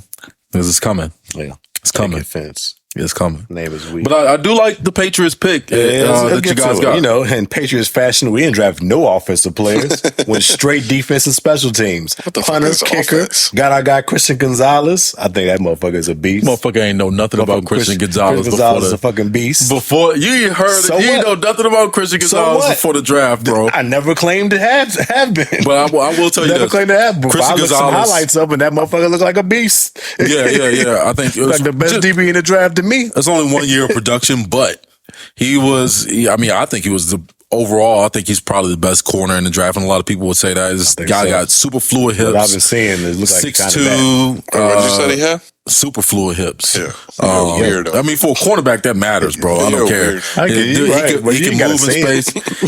He can play both man and zone coverages. He's just one of the corners, I think, really the only corner I guess you see in this draft as a do-it-all type corner, you know what I'm saying? All situations. But I don't know how much of a competitive edge he has, so we'll see about that. How would you know that? But okay. I'm just saying, I'm not sure. Play a competitive sport. Well, I like the moves. There's a story about there that if Thomas we ain't gonna said get a whole bunch of offensive players, we're gonna go back to the roots and get all defensive guys. Y'all got all these QBs in our fucking division now, so we're gonna have the best fucking DBs we could possibly have. You're gonna stop that shit. It's not a bad strategy. Sounds like a good answer to the situation. I mean, we still got to see what Mac gonna do, but I like it. I appreciate it. We got, I think, one of the best punters and kickers that was in the draft. Needed that. We had issues there last year, so made that move. Bill don't give a fuck about the draft. That boy Douglas was Demario. That motherfucker draft a water boy. Demario Douglas, dude from Liberty, we drafted. Yeah, y'all got him. I didn't see that. Yeah. Slot wide receiver type. Yeah, they call him Pop or something. Yeah. But yeah, he looked pretty solid. I was like, all right, so we made some moves to defense special things. I ain't mad at it. I mean, I wish we got like a nice receiver or something, but you know. Hey, going full defense. I mean, our defense was one of the best last year. Improve on that. Take our chances. Yeah, like I said, I appreciate the trade, and then take our chances. Working with you guys to get that 4th round pick back later. It was really masterful work by Omar Khan, which is now he's Don the Khan artist on social media. I like that. He's really been doing good. I mean, he had the 32nd pick in the draft, so we picked 14 and 32. Passed on Joy Porter in the first round. Ended up getting him at 32. Then ended up getting Darnell Washington at pick 93. You know what Darnell Washington is? I don't know. It's a 6'7", 275-pound tight end. Great blocking tight end. Yeah, he's a man mover. This guy is a people mover. I'm talking about, like, he a tight end that don't even want to catch the ball, though. Like, he literally got 6 offensive linemen as his, like, Instagram tag and shit. Like, he want to move people. This is the dude from the pre-draft stuff when they're doing the drills, and all the other tight ends are, like, moving the machine 2 feet, something like that. Shit up over he picked that shit up and ran it like 15 yards down. It was with ease. It was ridiculous. He's one of the only clips that I vividly remember seeing that. As soon as he got picked, I knew that was that guy. But yeah. Yeah, I mean, it's a simple draft strategy for the Steelers in the early rounds. I told you, like, this draft is full of, like, abnormal, like, size humans. Like, these guys are all, like, a lot of these guys are, like, super abnormally large. Like, just the biggest humans you've ever seen. The Steelers went and got most of those guys. You get what I'm saying? Like, Joy Porter Jr. got, like, some of the longest arms for a corner that's been registered in the combine. Like, Broderick Jones is one of the fastest, biggest linemen to ever come through the combine. Fucking Darnell Washington, it's kind of the same thing. Like, you don't see people built like this. I mean, football is a simple game. You go get the big people. That's what Pittsburgh did. You go get the big people. You go get the big, fast people. And that's what Pittsburgh did. Hey, I did. Seems like a solid strategy. Yeah, so I mean, I enjoyed it, man. I watched pretty much the entirety of day 1. I didn't really watch day 2 that much. Just kind of tuned in. Fake ass draft fan. I mean, I just watched the Steelers picks, bro. That's all I want to see. You're fake, bro. I just watched the Steelers picks, bro. Can't trust your analysis. That's all I wanted to see. And then after that, I mean, it's very few players. I mean, I knew pretty much every player that was picked in the first round. I don't care. You didn't know day 2. Once you get in day 3, you don't know those guys. Yeah, we're talking about day 2. Didn't even stay in it for day 2. That's weak, son. I just watched it here and there, bro. That's weak. Yeah, but it was an exciting draft, man. Now it's time to see how all this comes together. You know, schedules come out in a week or 2. Yeah, I mean, that's why I love the draft, bro. Because the football season is pretty much here. Once after the draft, man. Not really. You be trying to like speed on past the NBA playoffs, like I ain't going football season is pretty much here, dog. It's not for him. Yeah, it's not at all. I'm watching it, but I'm saying, like, bro, football starts in training camp starts in football August. until basketball is over, because then there's really nothing that I watch. Even then, it's nothing to think about. Basketball's going to end of May. Yeah, I don't really think early June. There's no football coming. You can go watch your practices and not go to games and shit. Do your thing. Yeah, football is not real until we get into the end of July. And it's like, yo, this shit is right around the corner. Oh, it's right around the corner. We in May. Yeah, it's not. Well, it ain't like, not like really thinking about it with NBA in, but it's like, that's the next thing I'm looking forward to is once the NBA is over. Yeah, that's fair. But ain't nothing else really going on. That's fair. Bro, I want to line up and play right now. 3 months away right now. We got to snap the ball right now. So I'm excited, of course. It's going to be fun. I am excited for the season. Yes, indeed. I'm trying to think about some other. A lot of people criticize the Lions draft a bunch, but I think they did get a bunch of good players. They just kind of drafted them in the incorrect order. But I feel like I got a sense of Dan Campbell don't give a fuck about like what the media thinks. He just wants guys that are his guys. He just wants guys that he likes, the ankle biters, the kneecap biters, type motherfuckers like that. And on my draft wish list, I had 3 players that I wanted, right? It was Jack Campbell, Brian Branch, and JPJ. I said just one of those 3. Of course, we ended up getting JPJ. The Lions got 2 of those motherfuckers. So they ended up getting Brian Branch and Jack Campbell. So, there you go. I mean, I think, they'll probably be a pretty good team next year overall. They'll win the division. You think so? Yeah. Oh, yeah. Packers, Bears, Vikings. Yeah. I don't know. I think I might like the Bears. Fuck no. They can make a run. I think what's them called? If Justin Fields got the ball, he definitely gonna run with it. I think Fields might do something with that. I don't know, but Lions definitely set up to look good right in that division right now for sure. Yeah, I think they're the best team looking at in that division right now for sure, no doubt. Clear the path without Rodgers there. Swift away to the goddamn Eagles. That shit is crazy. I mean, they won't go use Swift, man. They'd already picked up Montgomery, right? Yeah, David Montgomery. Yeah, and like I said, Swift was, at this point they drafted top running back with the 11th pick or something like that. And the amount of talent that Swift has and like the kind of inconsistency that he had, I'm sure they was just probably tired of dealing with that shit. A little injured. And then they sent him back home, so they did him some justice. They sent him back home. That's where he's from, is Philadelphia. So I didn't know that. Yeah, they used to call him Philly in high school. Like, get the ball to Philly. Creative. That's original. Yeah. So, well, that's it for the draft. Yeah. I think that's all I got. Moving on. Yeah, that's all the shit I got. How much time we got? Where we at? Hour 20. We got half hour left. Cool. There's one random NFL thing. It was either yesterday or the day before. Why did I just go blank on his name? Bucks dude. See his daughter died? Shaq Barrett. Oh yeah, I did. His daughter drowned. 2-year-old daughter drowned at their house. That's wild. That shit is crazy. That's sad. What, in the pool? Yeah. How the fuck that happened? She ended up getting out or something? And no idea. I hadn't read much about it, but like it's super sad. And then I'll never forget. This is like one of the worst, terrible memories I have in my life. I was in Guatemala years ago, and my niece was like 2 or 3, and we were in the pool. It was like not a hot pool, but it was like super, super shallow. So like she, kiddie pool? Yeah, but it was just a tiny little joint. You just kind of chill out in. And we were all just chilling. I was sitting right next to her and was talking to somebody like across the way and didn't know that she had fell. Oh, damn. And like when I looked back over, she's like gasping and like she was drowning. Like she was drowning. I picked her up and so she was fine. But like the panic I felt, like as soon as I picked her up, I got her out and stuff, told her it was good. I went over to my sister, like I'm crying. I'm like, she could have died just now, just like because I looked away for like 30 seconds. It really is, it's just crazy to think about. That happens a lot for real. That's really how it is with kids. Like you got to keep your eye on them, motherfuckers. Like, constantly, especially once they start to get to moving around and shit. They would just go wherever. They just have no like survival instinct, understanding of like how to paddle and not stay under the water. It was the scariest thing I've ever had happen to me. So as soon as I saw the story, I'm like, good Lord, that's got to be just a terrible feeling. New young baby. 2 years old, that's terrible. Man. That's sad. Yeah, that sucks, man.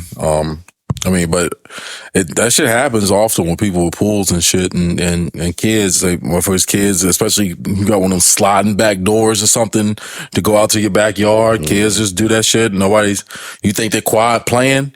Your kid quiet, dog, they into some shit. Yeah. Right. Too quiet, bro, they into some shit, it's man. Too quiet in there. What the hell you getting into? All the time. My kids, what y'all doing up there? What's going on? You just get too quiet. Nothing. I don't hear no screaming. I don't want to hear that shit. Yeah, get out of here. I don't want to hear that nothing. What the hell is that? No, somebody about to be stomping or something up there, bitch. You know what I'm saying? Like, I want to hear some screams up this motherfucker or something going on. Like, not too loud though. Just not too loud. Keep shit down. Just make enough noise every now and then. Yeah, let me know you're alive and shit. Like, let me know you're alive. That's it. I'll be all the way down to the basement sometimes. You know, but I mean, that sucks, man. But like I said, that's just not the first time you hear stories like that. I mean, it's hard to say like what you can do to prevent it or like, you know, criticize somebody in that situation. It can happen to anybody, you know? Yeah. I haven't experienced it. Like, I know I didn't do anything wrong. It wasn't like I wasn't paying attention to her. I'm 30 seconds, like looking the opposite way. Just crazy. Super sad. Pray for that family. Yeah, for sure. For sure. But yeah, sorry, I was kind of bring the mood down. Well, let's get to some music. We can get the spirits back up. Yeah. What you got for new music for us? Most music representative over here. That boy Jack Harlow. Surprise, kind of a surprise album. He didn't really announce it until like 2, maybe 3 days before Friday. Yeah, that was when I saw it. Dropping. So no promotion, no single, no hit, no nothing. Just hey, album dropping Friday. Jackman came out. 10 records, real quick, short to the point. Just rap records. 10 songs, 24 minutes, no promotion. No. Why do you think he did this? Hits. Being a dude that's been following Jack for a few years now, that last album that he did was like his commercial, I'm here, I've arrived type of album. But typically, a lot of his albums, he's like rapping. Like, he's rapping, not trying to catch melodies or catch hits and shit like that. But so I liked a lot of his previous albums before that more so than that one. But it was still solid. So I think he like decided to take like a hard right.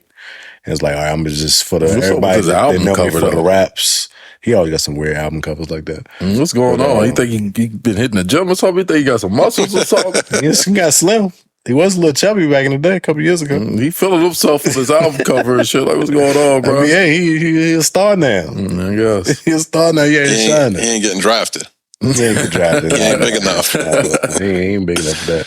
But solid album, though. Or black enough. I fuck with the whole black enough. That's true. Could be a punter or a kicker, you never know. I mean, yeah, look, Denver drafted a white corner. He has some hope there. I did see that. So that was the fastest white Bronco since OJ. No, dude's good. I think he's gonna be a good player, actually. But no, I agree with you. I wanted to get your opinion, but I think I think he just wanted to put this out. Yeah. To like. I mean, he talked a lot in the songs about wanting to, I don't know, he seemed like he had a big chip on his shoulder. Like, y'all questioned me. Yeah, defending himself is a good way to put it. Seemed like he was trying to make a little bit of a statement that I'm a better artist than what is being said. I hadn't even seen anything bad said about him, but he seemed to have that chip on his shoulder.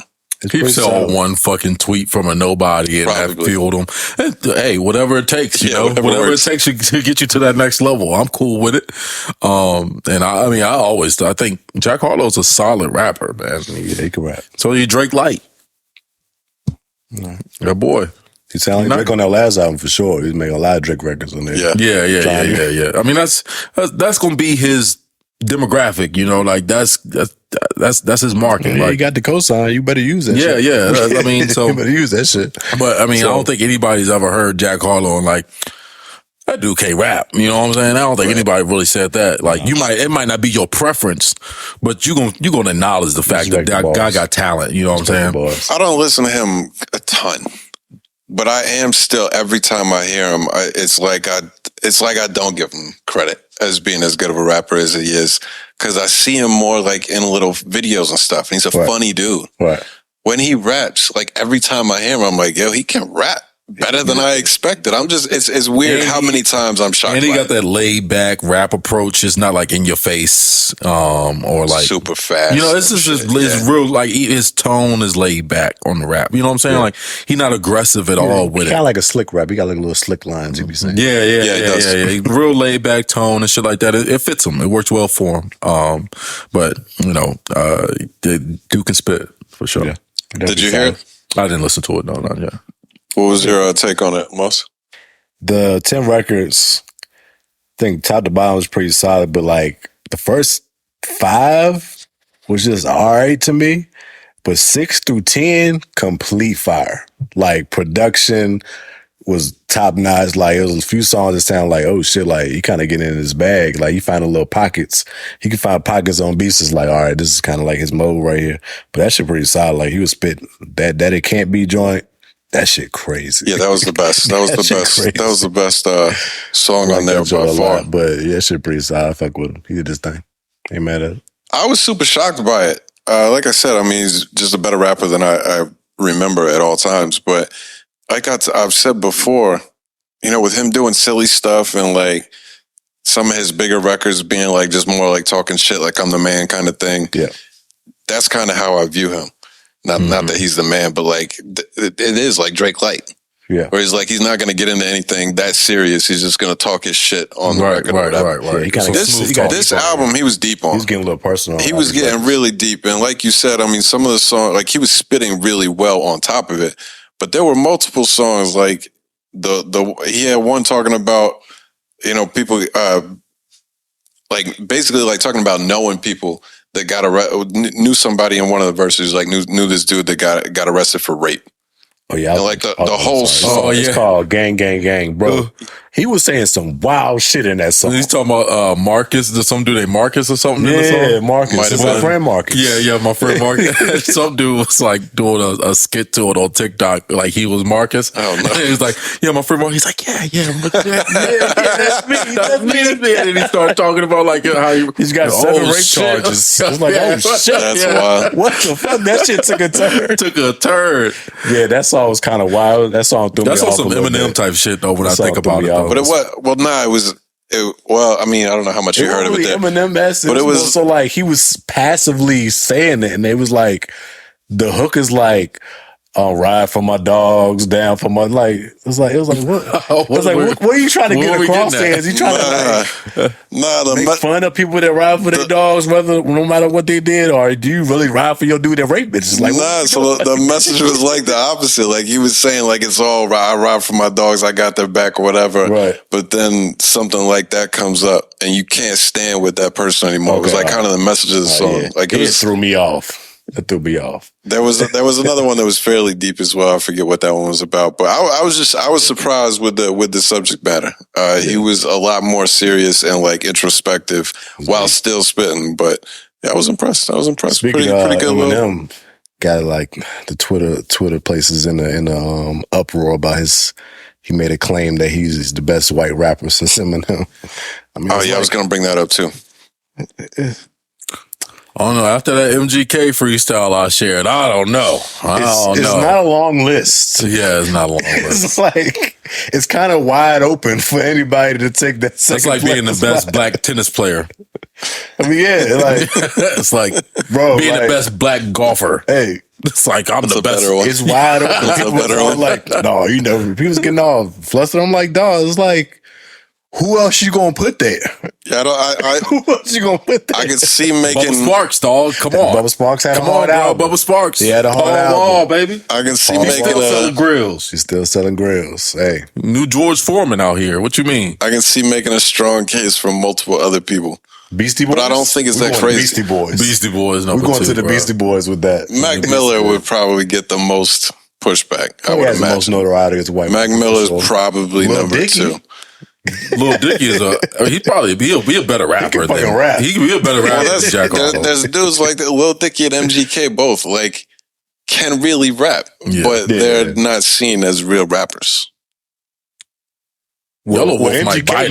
Yellow Wolf is another one. MGK make rock albums now. He ain't totally left right. I know he did his freestyle that you shared the other day with Corday. It's just pretty dope, but he don't even fucking rap no more. Right. He makes rock albums. Because he just accepted his fan base, though. He made one rock album.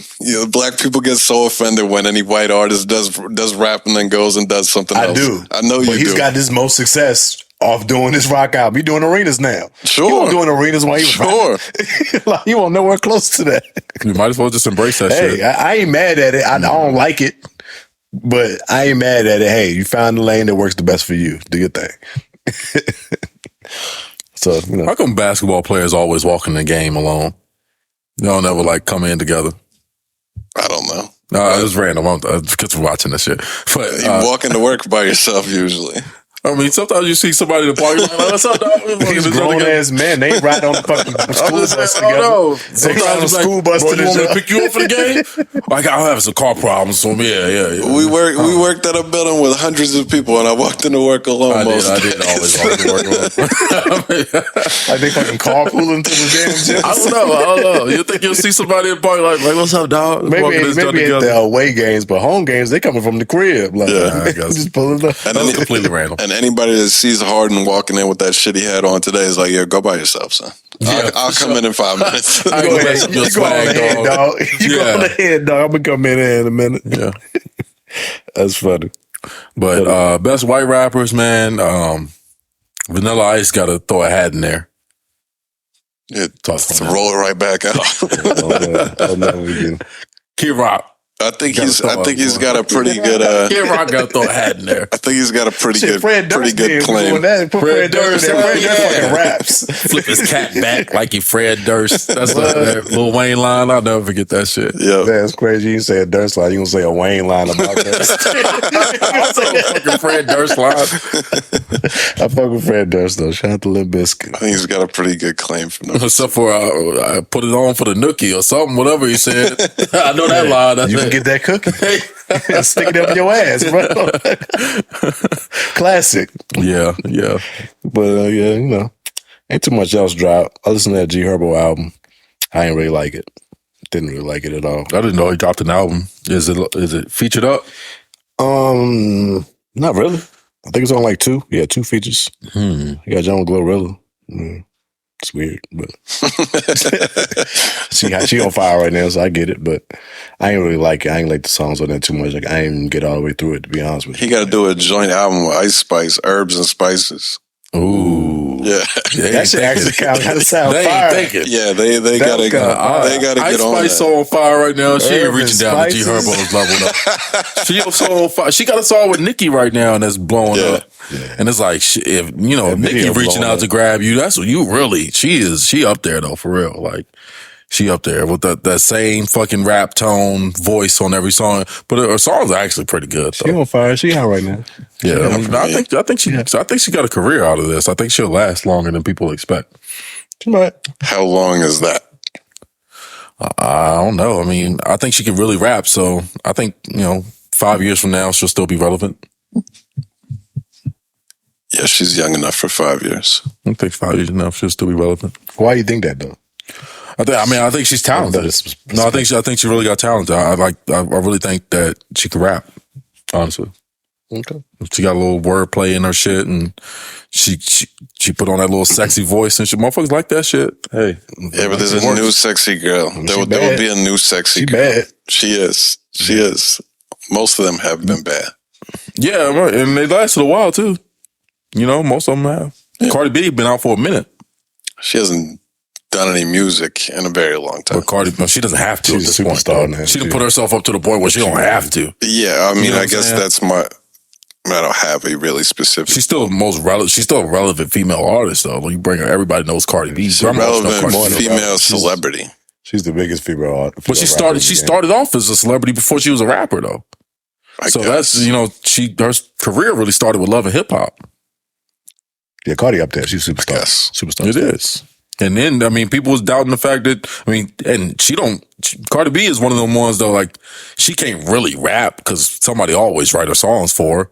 But, she can deliver it, so it works out.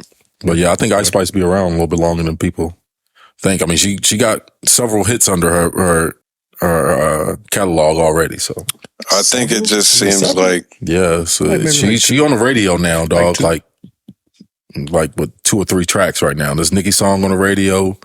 Her single before that whatever it was, that was on the radio, and then of course the song that blew her up. Yeah. That was getting played everywhere. I think the trajectory for female rappers is like. And she show her ass enough.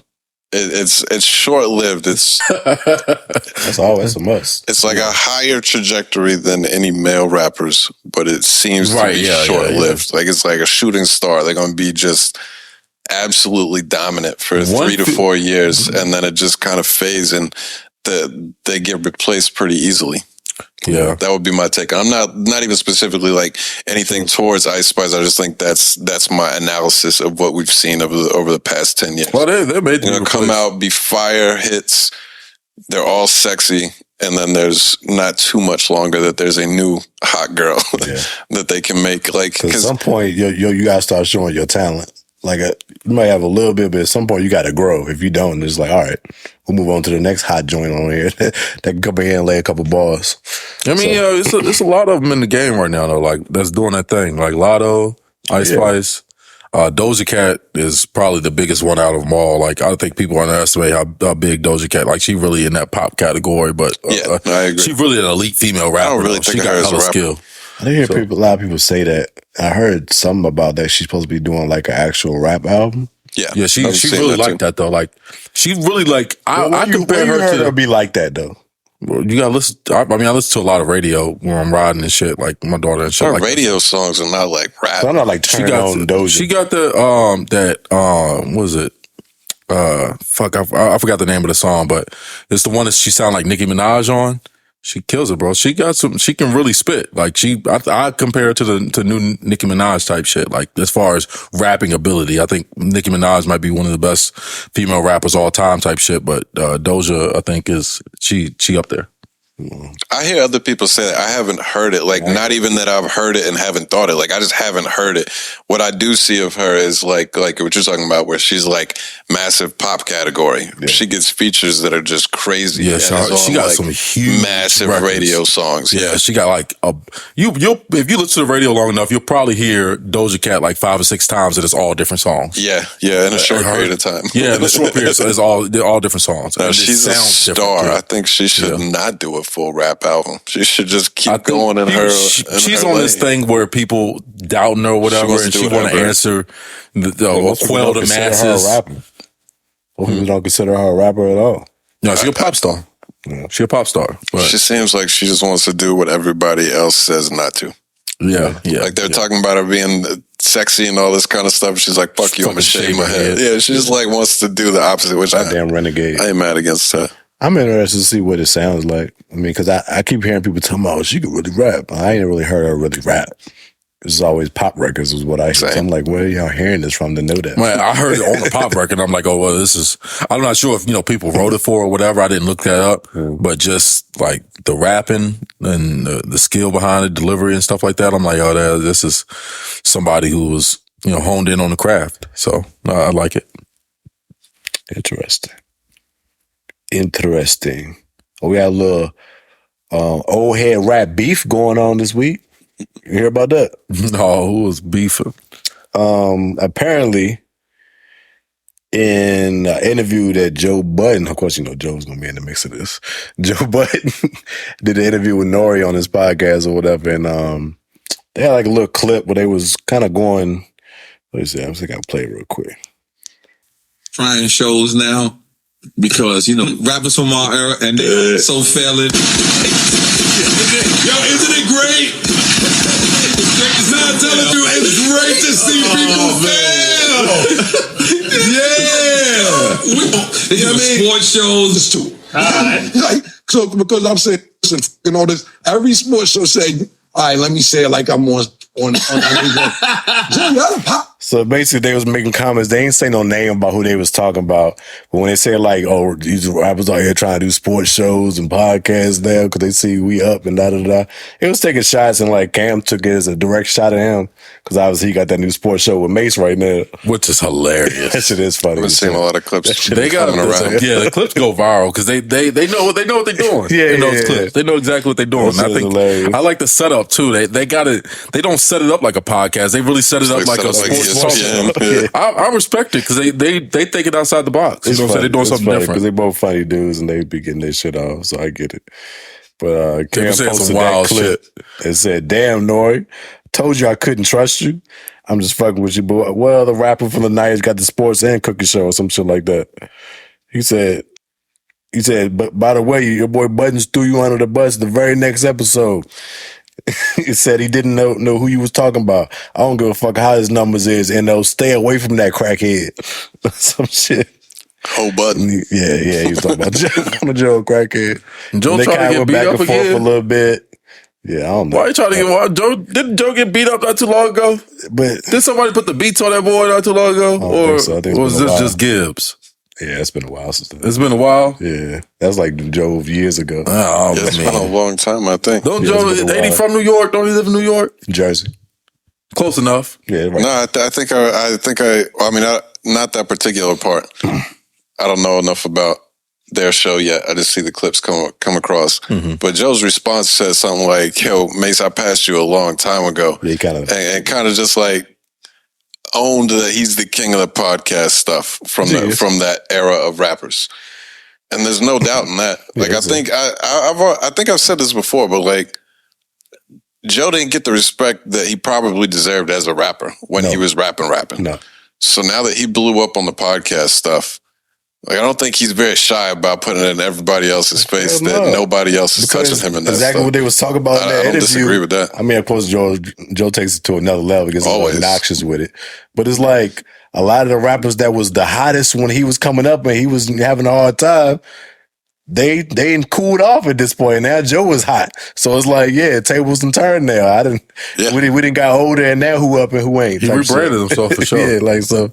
Did a master class of that. I understand it. He had a long, rough career. So what can you do? But they ended up piecing it up. I seen today. Oh, did they? Nori and Cam talk. I don't know about him and Joe. I don't think Joe really gives a fuck to talk or whatever. But Nori squads this. Nori try to keep it all PC, all cool. He ain't try to be. He don't want no enemies. He don't want beef with nobody. He's friends with everybody. Yeah, everybody. That's the people you gotta watch though. Nori gonna get. He always finds himself in these positions trying to be friends with fucking everybody. Not knowing that everybody don't fuck with everybody just because you do, Nori. You gotta watch who you see. Well, he also just pops shit nonstop. Yeah. He consistently says stuff that probably should be taken a certain way, and then once it gets said and somebody kind of checks it, he's like, man, I didn't know he was gonna say that. I didn't know he was gonna go there. But I was there, he was there, and I was just going with it. Yeah. Great entertainment, but play both sides. He knows what the fuck he be doing. Yeah, great entertainment. In real life, I would never trust him. Right. Or anybody like that. No, you can't trust anybody that's friends with everybody. No. That's like the number one rule in life. No enemies out here, no. You just trying to be clicked up with everybody. Huh? No. You gotta not like somebody, motherfucker. But yeah, he apparently squashed it, so that's just dead. But I thought it was a little funny back and forth. I've never seen an entire podcast of Mason and Cam, but I see the clips all the time though, and they are pretty hilarious. They really are. I haven't even watched the clips. I just see that I've been seeing them everywhere. Yeah, I have to start watching. There's a lot of like pause moments in it, and they be like, "Oh, that's crazy." That's crazy. Whoa, that's crazy. That shit funny as hell. I'll let you slide on that one. Yeah, I know. That should be funny. It really be funny. I gotta check them out. That's some good shit though. Yeah. What else happened, man? We're getting close to the end. No other new news? I got nothing. I've been watching The Boys. I got 2 episodes left to fully catch up. Yeah, great show. Great show. Yeah. Fantastic show. They do a really good job of doing the whole superhero thing, but like taking it in such a different realm that it's nothing like the Marvel movies and all that stuff. It's realistic. I wouldn't even call it if superheroes could be realistic, it is. You know what I'm saying? Like, that's The Boys type shit. I don't even consider it like dark. Like, it's not like dark like you think. Like Batman's like a dark superhero type vibes. It's actually funny. It's got like a lot of comedy and like even the violence and stuff is like so over the top that it's silly kind of thing. I like it. Great show. It's completely ridiculous. It's a ridiculous show. It is. You're right. You said satire. It's a good way. Yeah, a lot of satire. That shit funny though. Superhero satire. Good stuff though. That's what I've been watching. Funny as hell. What else I've been watching? You been watching Ghosts? I'm not caught. I think I'm at least an episode behind. On it right now, but it was starting to heat up. I can fuck with it a little bit. It's starting to heat up a little. I don't think Tommy coming back.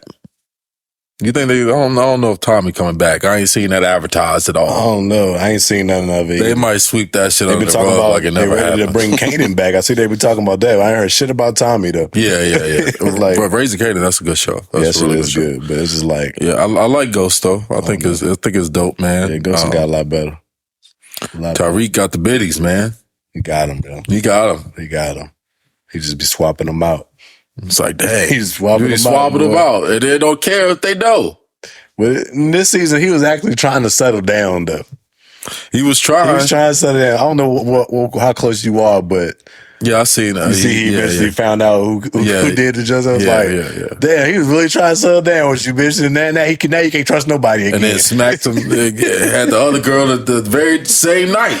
That same night, I was like, damn, you quick, dude, player. You quick. You slid right on in there like it wasn't nothing. Right after she broke up with her dude. Quick, perfect time. That corny ass dude. Oh, I can't stand that motherfucker, bro. Like, who got this gumbo motherfucker apart in this shit? This dude look weird as a... This motherfucker look like he all straight off like a Bug's Life or something. He's a weird looking motherfucker. You seen the last one? No. Oh yeah, it gets ultimately worse than that one with him, bro. Oh, he gotta get whacked. That's one of them dudes that's gonna get whacked. Yeah, you would think that's gonna happen, so it ain't happened yet. But yeah, he gonna get whacked. You can see that happen, but the corniness goes to a whole nother level. Like, he on some shit like I'll report you to the police type shit. On some weird shit. Yeah. He on some shit like that's the type of shit.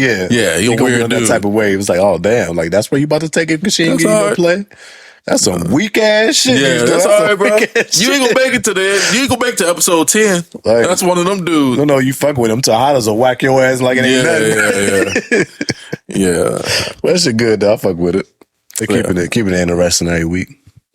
Yeah, I gotta get caught up on that. I ain't really been watching those shows like that. I've been so like consumed with the draft and all of that shit here recently, so I ain't really had a chance to really get into something good to watch. I'm still watching Lil Dicky. That season started back up. It's been pretty good. I think what else am I watching? Of course, SVU. They back. Another season. Never stop. It never stop. Season number 47. That ends when I was crying. I think it's 24, but still long as close enough. But both of them shit's been good. I'm trying to think what else I've been watching. I need to finish You. Did you finish You? Yeah. The end. Finish You? I thought the spin on this season was locked in. It was. I think it was a really good spin that they put on this season. Like, it was the worst season by far, but the last 2 episodes or so, when they wrap it up, was pretty interesting. Okay, I'm gonna finish it. Yeah. I would recommend finishing it. The ending was a pretty good spin on it. Okay. They confirmed one last season and they're done. Yeah, they got to end. So this probably should have been the last season. Because what the fuck you about to go now? You gonna go to another part of the world and kill? Yeah, I don't know how to end it, but we'll see how it works. I think one more season will be perfect. So that'd be good. Are we about out of time though? Y'all got samples? Yes, I do. All right, we saved them from last week. All right. Well, we got samples coming. If you're on YouTube, we appreciate you. We'll be back next week. If you're on audio, stay tuned for these samples. Peace.